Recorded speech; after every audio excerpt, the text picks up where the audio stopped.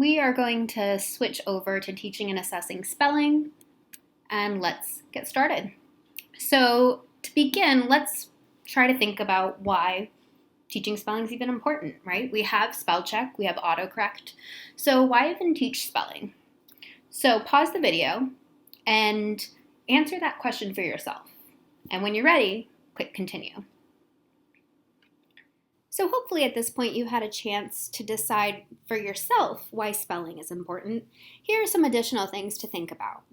Number 1, explicit instruction on spelling can improve a student's ability to read and write. So let's break this apart. A lack of phonemic awareness is at the heart of both reading and spelling struggles. Well, what's phonemic awareness? Phonemic awareness is an understanding of the smallest units of sound that have meaning. So, quality spelling instruction should include teaching of phonics rules, which simultaneously helps students' reading comprehension. Phonics is more of an umbrella term in which sound is connected to letter. Continuing on, students who can spell fluently write better. So it's not just reading that's enhanced, it's also writing. That's because less mental energy is devoted to spelling and more mental energy is available for conveying meaning. So that's a huge reason why spelling is super important, is because it's connected to reading and writing. But in addition, there's more global reasons. Number 2 is that society really expects good spelling. Spelling abilities are often assumed to be indicators of intelligence. Now that's not true, but it is an assumption and it does affect the way that people are treated. And good spelling is an example of workplace professionalism. So we're going to discuss 10 principles for teaching spelling to students who have learning disabilities. The first principle is to chunk information into small parts. And the recommendation is no more than 3 words per lesson. And if you have spelling lesson 5 days a week, that means no more than 15 words per week. Make sure you actively teach spelling patterns. So that means creating a word list that might have a certain feature throughout. Maybe the letters AN that come in a blend in every single word. And so you need to explicitly note similarities between words and also differences. So really being intentional about the words that you put in a list can help emphasize those similarities and differences. So number 3 says we're going to provide opportunities for practice and feedback. Practice comes in lots of forms, and we're going to discuss some study strategies that students can use in a little bit. And feedback also comes in many forms. It can come from a teacher, it can come from a peer tutor, and students can even self-correct, but they need to be taught. So how do we teach them to self-correct? Let's take a look over on the right-hand side, and we see something called the fold-over technique. The fold-over technique teaches students to systematically check their work and assess how well they're doing. So what a student will do is take a piece of paper and divide it into multiple columns. In the leftmost column, the student correctly writes the word with assistance. Then the student folds it back so that way that column is now invisible. In the next column, the student practices writing the word from memory. Once the students made their best guess, they unfold the paper and compare the most recent trial with the original correct word. And this process repeats until the student gets the answer correct 3 times in a row. Some people incorrectly assume that the fold-over technique is the same as copying the word 3 times from the board and moving on. That couldn't be further from the truth. So first of all, the fold-over technique is not copying. The student is remembering, inferring, checking, analyzing. There's a lot more going on, a lot more higher order thinking than in mere copying. And secondly, the amount of practice is not prescribed by the teacher. It's prescribed by the student's needs. So one student may spell a word correctly the first 3 times and be ready to move on, and another speller may need to practice that word 10 times before they finally get it correct 3 times in a row. And it really puts the emphasis on the amount of practice needed to master a skill, not just the amount of practice that one might need to master a skill. For number 4, we're going to select appropriate words. These should be words that students already understand. So it's not super beneficial to teach students words and their meanings at the same time, but it is really beneficial for students to know the meanings of the words that they're spelling. So that means make sure that these words are familiar to the student already, and that they're words they can't yet spell. And then the fifth is to use direct instruction. So actively teach the spelling of words, okay, but also teach the strategy that you're using in order to spell. So we're going to discuss a couple of strategies coming up, but those two should both be taught explicitly. And direct instruction is great. It can be used in any level of RTI, and so as we're thinking of students with learning disabilities, direct instruction is a fantastic tool. Continuing on, you want to use instructional language, so associations between the spelling and the meaning. If a student is forgetting, like the textbook says, that knife has a K in front of it, think about how K looks like a jackknife. So you're really creating almost a story that gives meaning to the spelling. So using instructional language is really helpful. As mentioned before, peer tutoring can be really helpful. To make peer tutoring the most helpful, make sure you use heterogeneous grouping, so one strong speller and one weaker speller. So struggling students will improve more with peer tutoring than without peer tutoring. However, both participants, the stronger speller and the weaker speller, rated the experience really positively. So this is hugely advantageous for students who have learning disabilities, but at the same time, it's beneficial for both partners. So that's a really fantastic tool to use. Number 8, maintain previously learned words. So it's really easy to learn something and then forget it after the quiz or the test. So it's important that teachers retest on words on previous quizzes and tests. So that might mean we learned a word 2 weeks ago. We're going to add it back in this week to review it, refresh it, and keep it in our mind. In addition, we want to see those words in context, because a lot of students can spell a word in isolation, but might not spell it correctly when they're putting it in a whole sentence.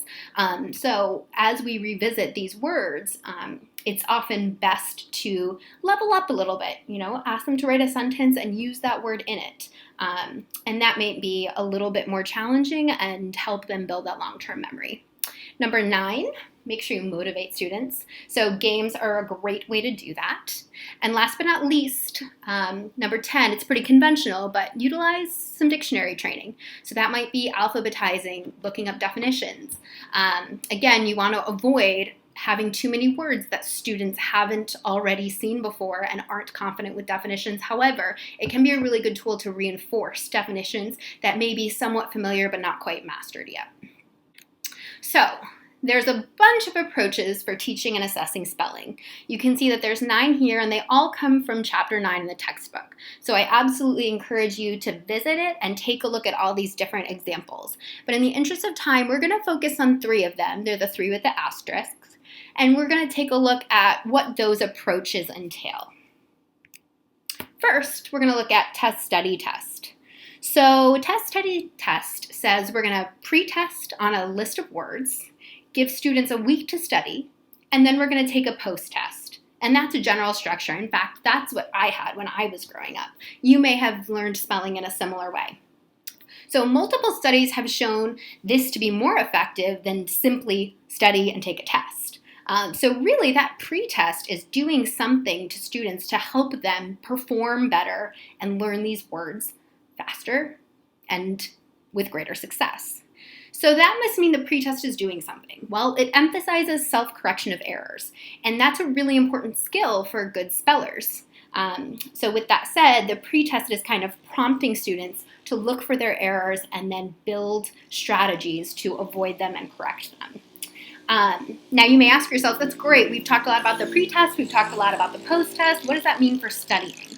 Well, here we've got 5 examples of study strategies that work well with students with learning disabilities. So any of these 5 would work fine. You can see that they're all very similar. It has to do with taking in information in multiple modalities, whether it's listening, imagining, writing. But you can see that all of these are very structured sequences, and that's something that the teacher needs to teach. And the teacher needs to teach the letters orders, but also to teach the skill of practicing that letter order. Okay, continuing on. Another approach is the Johnson and Michaelbus technique. And there are 3 steps here. The first step is recognition. Next step is partial recall, and then finally total recall. So in step 1, we basically are dealing with multiple choice. Okay, we show students a spelling word, it's correctly spelled. Then we show that same word among other unrelated words. So we're not really nitpicking here, we're just showing it amongst a bunch of other words, maybe like 3 to 4. And then we're going to ask the students to identify which is the correct spelling. Okay, so that's really a multiple choice situation, and it's not super specific. The words may be completely unrelated. In step 2, we've got partial recall, and that's kind of that image off to the right. You can see that we have a fill in the blank exercise, and as you go from beginning to end, the fill in the blanks get more and more challenging. There's more of them, and they're in more challenging places. But what that does is it focuses the learner's attention on pieces of the word so that if you looked at each piece in multiple configurations, you can kind of aggregate it and then suddenly spell the whole word. And by the time you've aggregated all those pieces, you should be at step 3 for the total recall. And last but not least, we've got a visualization strategy. So a visualization strategy has a bunch of steps, and we're going to kind of go through them together. The teacher writes a word that the student can read but can't spell. The student reads the word out loud. The student reads the letters out loud, so now we're breaking it down. Then the student writes the word on paper, so we've got lots of different modalities going on. The teacher then asks the students to snap a mental picture of the word as if using a camera. Then the teacher asks the students to close their eyes and visualize that word and read each letter from that mental picture. And then, of course, the teacher provides any corrective feedback if necessary. But you're kind of treating your brain as a camera and then filing away a picture to retrieve later to look at. Let's look at a similar approach, which is based on the way a word looks.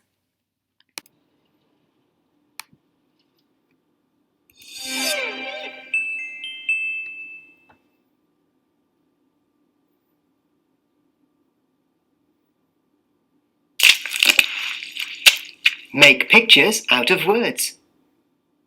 Link a picture to the part of the word that is difficult to spell. Beginning is tricky to spell because it has 2 N's in the middle. In between the 2 I's are 2 hills. I? Where have you gone? I'm over here! There are 2 hills in the way! First is a tricky word because there are several ways of spelling the sound Make the I into a person, coming first. Hooray! I come first. So you can see in this example that the narrator uses a lot of instructional language, and they're really capitalizing on the visualization of the word. You're really looking at how the letters look and accentuating features of it that relate to the trickiest parts of the word. So while this is not a direct example of this 7-step sequence, they both really capitalize on students' ability to visualize the word and see the shape of the letters. So now we're going to talk a little bit about assessment. How do we monitor student progress? So monitoring needs to happen at 3 key points: before the lesson, during the lesson, and after the lesson. So basically, always. To start, teachers need to conduct a formal error analysis of student work. And that's not just a yes or no, does the student know this word?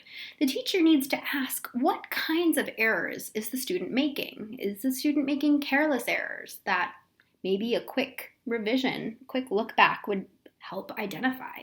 Is the student employing incorrect spelling rules? Does the student maybe have a weak memory strategy and can't really retain the information long enough? Is the student showing different performance levels in isolation versus in context? Typically, isolation's easier, so students are usually going to show stronger spelling skills in isolation than they will in context. So the teacher is going to look at all of this information, and that information is going to help inform instruction. And the teacher is going to make the best possible lesson using that error analysis data. Now we scoot over to the lesson piece, and now the teacher needs to see how the student does with that lesson. Okay, the teacher needs to observe student progress during practice sessions and make any instructional adjustments accordingly. Of course, we always plan hoping for the best, but things never go exactly how we plan for them. So a quick observation and a little adjustment usually does the trick. If the student struggles to learn 3 words per day, the teacher can adjust by reducing the daily load to 2 words per day. So there's a lot of quick fixes that a teacher can do if they notice that a student is struggling. And then after the lesson, we need to do some sort of assessment. So at the daily level, this might look like an exit ticket, but you really want to make sure that words are being retained more than just that day. So the norm is a weekly spelling quiz. And you want to assess a maximum of 15 words per week. Think about it, 3 words per day, there's 5 days in a school week, so no more than 15 words per week that are new. However, you can sprinkle previously learned words into that word list for maintenance purposes. So maybe you have 15 new words and you add in 2 or 3 words that a student's seen in previous weeks and has already demonstrated mastery of. That shouldn't take the same cognitive capacity to be able to maintain them, just a little extra work. But what it will do is make sure that the student doesn't lose those 2 or 3 words. And then you want to also start to transition from isolated spelling words into using them in context. And this is, again, a much harder skill. So you may need to review the spelling of the original word in isolation. You may need to teach or reteach that spelling. And then you definitely want to reassess. And that assessment might need to be at a higher level to showcase that the student can use that word in context successfully. As we talked about earlier, all or nothing assessment doesn't provide us much information. Going back a slide, we saw that during the formal error analysis, teachers need to be looking beyond right and wrong. But how do we quantify this? How do we assign partial credit? We can look to the research to see what works and maybe what can be modified for our needs. Tangle and Blockman in 1992 conducted a study that had 2 purposes. One, to evaluate the effects of phoneme awareness instruction upon the invented spelling skills of kindergarten students. And to explain what invented spelling skills are, that means that the student hasn't been previously taught how to spell the word. The student is just trying to make a connection between the sounds that they're hearing and the letters that might be needed to spell it. But the second purpose was to create a dependable scoring system to assess the invented spelling abilities, right? So we need to know exactly what we're looking at and how to grade it. So the scoring system focused on assessing the following areas of spelling throughout the kindergarten school year: the number of phonemes represented, the use of phonetically related letters, short and long vowels, and the level of linguistic sophistication. This rubric that they designed was found to be a highly consistent measuring tool along 2 statistical measures. One of them was the correlation coefficient, 0.98 out of a maximum of 1, and the percent of agreement was 93% out of 100. So both of these indicate that this rubric seems to be telling us something important. So what does the rubric look like? Well, let's say that the student has to spell the word train.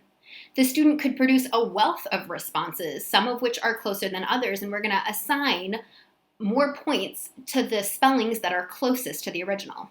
So if we look at 1 and 2 points, we're focusing on the first letter. Either the student gets the correct first letter for 2 points, or the student is in the right ballpark. T and J are both phonetically related, so we could give a student a point for being phonetically related to the first letter. The third and fourth points are assigned based on the number of phonemes, the number of units of sound. So if the student has some phonemes but not all, they would be a candidate for 3 points. If a student has all the phonemes present, even if there are still some mistakes in terms of phonetically related letters, then we could assign 4 points. Now, if a student contains all the right phonemes and tries to address the long vowel, now we've got 5 points. In other words, a person who's reading the spelling T-R-A-N-E would pronounce the same word, train. However, it's just not conventionally accepted as the correct spelling. If the student produces the correct spelling, we give them 6 out of 6 points. As you can see, this rubric provides a lot more information than simply a list of right and wrong words. So perhaps a rubric like this could be used as part of a teacher's formal error analysis that could then drive instruction more meaningfully. So in conclusion, we're going to summarize a few of the best practices for quality spelling instruction. Firstly, using a weekly word list.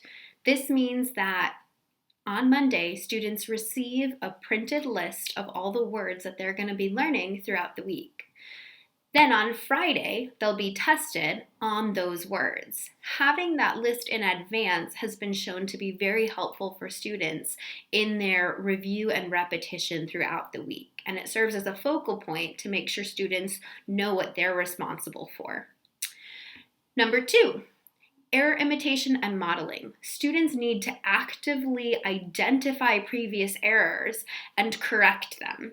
This is why the test, study, test strategy was so beneficial as compared with the study, test strategy. That's because the pretest really taught people how to analyze their own errors and correct them.